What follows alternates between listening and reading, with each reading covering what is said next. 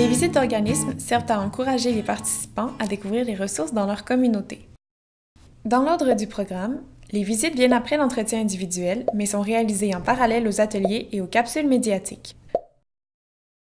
Ce volet du guide contient une partie théorique qui explique le pourquoi et le comment des visites et des conseils pratiques concernant la logistique. En plus, vous pourrez remettre aux participants une liste d'organismes potentiels, un aide-mémoire pour la préparation des visites et une feuille de rétroaction.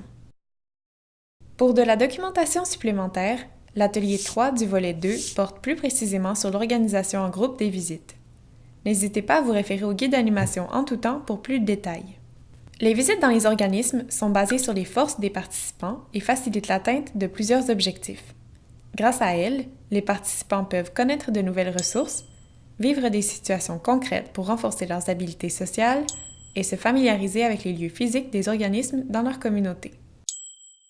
De plus, le personnel des ressources communautaires peut rencontrer les participants et être sensibilisé à leur présence et à leurs besoins. Maintenant, les détails pratiques. Quand? Les visites sont réalisées entre le 3e et le 7e atelier selon l'horaire qui convient aux participants et à l'animateur. Évidemment, on peut réaliser plus d'une visite. Où? Tout dépend des intérêts et des disponibilités des participants que l'on connaît mieux grâce à l'entretien individuel. Pensez aux organismes dans votre communauté, par exemple à un centre sportif, une bibliothèque, un musée, un club de l'âge d'or, un refuge pour animaux ou un centre de jour. Avec le temps, vous pourrez vous constituer une banque d'organismes. Comment? Les visites peuvent prendre plusieurs formes.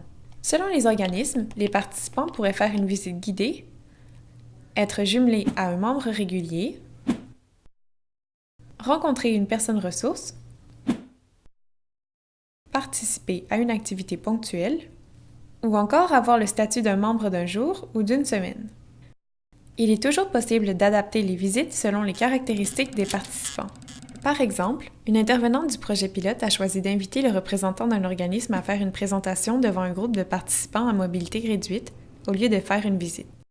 Est-ce que certains participants ont besoin de plus d'encadrement? Les visites peuvent être insécurisantes et les intervenants du projet pilote ont indiqué que l'accompagnement des participants à cette étape est crucial.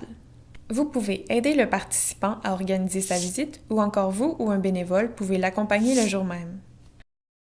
Les visites pourraient être réalisées en solo, en duo ou en grand groupe selon la formule que vous choisissez. Les visites ne sont pas non plus imposées aux participants. Si quelqu'un préfère ne pas y participer, il lui est toujours possible de bénéficier de l'expérience des autres pendant les ateliers. Si on résume les différentes étapes, il faut vérifier les besoins et les intérêts des participants, comme on l'a fait lors de l'entretien individuel, identifier les organismes potentiels, prendre les arrangements et organiser les aspects pratiques tels que le transport et l'horaire, réaliser les visites et finalement faire un retour en groupe. Et voilà, si tout va bien, les participants pourront utiliser des stratégies de participation sociale dans d'autres situations et auront le plaisir d'avoir découvert et visité un nouvel organisme.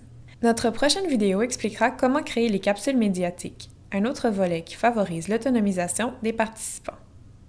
Participe présent est une réalisation du CREGES, le Centre de recherche et d'expertise en gérontologie sociale.